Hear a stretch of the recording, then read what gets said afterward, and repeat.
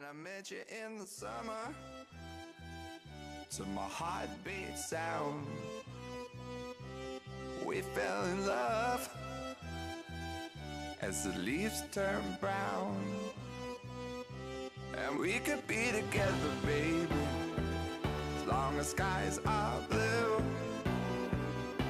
You act so innocent now, but you lied so soon. When I met you in the summer,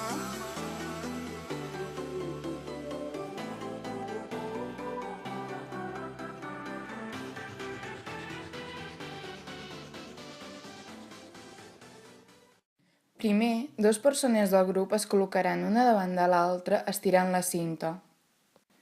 Després, amb l'ajuda d'un guix, marcarem 2 punts al terra per tal d'aconseguir que les persones que aguanten la cinta sempre estiguin a la mateixa distància.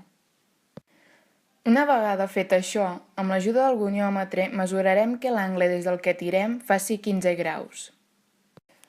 Una vegada hem mesurat els 15 graus, llançarem la pilota i amb l'ajuda d'un cronòmetre mesurarem el temps que tarda en caure. Posteriorment, amb un guix marcarem el punt on la pilota ha caigut. El 5è pas seria mesurar amb el metre la distància que hi ha des d'on hem tirat la pilota fins al lloc on ha caigut. Repetirem aquest mateix procés per tots els angles que tenim, vigilant que la força amb la que tirem la pilota sigui sempre la mateixa. Aquests van ser els nostres resultats i vam poder observar que com més gran era l'angle, més temps tardava en caure la pilota i menys espai recorria.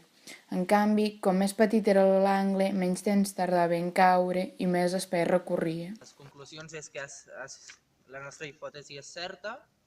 Com més alt sigui l'angle, més a prop caurà i més corba farà, i com més petit sigui l'angle, més lluny anirà i més recte anirà.